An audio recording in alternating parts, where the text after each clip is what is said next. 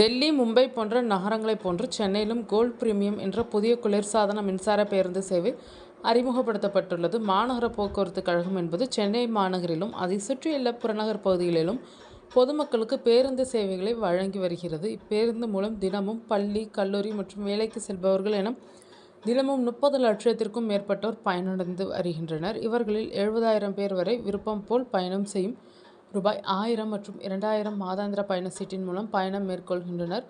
அதாவது ரூபாய் 1000 பாஸ் என்பது சாதாரண மற்றும் விரைவு பேருந்துகளில் செல்லுபடியாகும். அதேபோல் 2000 பாஸ் ஏசி பேருந்துகள் உட்பட அனைத்து மாநகர பேருந்துகளிலும் பயணிக்கலாம். தற்போது புதிய தாழ்தள மின்சார பேருந்துகள், தாழ்தள மின்சார குளிர்சாதன பேருந்துகள் இயக்கப்படுகின்றன. இந்நிலையில் டெல்லி, மும்பை போன்ற நகரங்களைப் போன்று சென்னையிலும் கோல்ட் பிரீமியம் என்ற புதிய குளிர்சாதன மின்சார பேருந்து சேவையை சென்னை மாநகர போக்குவரத்து கழகம் அறிமுகப்படுத்தியுள்ளது. இதன் கட்டணம் மற்றும் சிறப்பு அம்சங்கள் என்ன என்பதை இந்த வீடியோவில் பார்க்கலாம். தங்க நிற தோற்றத்தில் மற்ற சாதாரண மற்றும் ஏசி பேருந்துகளில் இருந்து மாறுபட்டு இந்த பேருந்துகள் கண்ணை கவரும் தங்க நிறத்தில் வடிவமைக்கப்பட்டுள்ளது.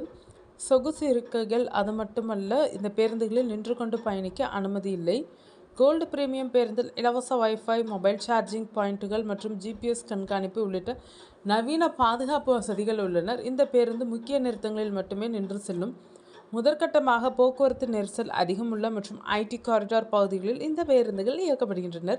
அதாவது கோயம்பேடு முதல் சிறுசேரி IT பார்க் இடையே இயக்கப்படும் P570S மற்றும் கிளாம்பாக்கம் முதல் திருவான்மியூர் இடையே இயக்கப்படும் P91 ஆகிய இரு வழித்தடங்களில் இந்த பேருந்துகள் இயக்கப்படுகின்றன. நடத்துனர் இல்லாத பேருந்து என்பதால் சென்னை ஒன் செயலி மூலம் முன்கூட்டியே இருக்கைகளை முன்பதிவு செய்வது அவசியம். சக்கர நாற்காலி பயன்படுத்தும் மாற்றுத்திறனாளிகளுக்கு பிரத்யேக இருக்கைகள் இடம்பெற்றுள்ளனர். இந்த பேருந்தில் குறைந்தபட்ச கட்டணமாக 50 ரூபாயும் அதிகபட்சமாக 150 ரூபாயும் நிர்ணயிக்கப்பட்டுள்ளது. பயணிகளின் வரவேற்பை பொறுத்து நகரின் பிற பகுதிகளுக்கும் இந்த பேருந்து சேவை அறிமுகம் செய்யப்படும் என்று MTC தரப்பில் தெரிவிக்கப்பட்டுள்ளது.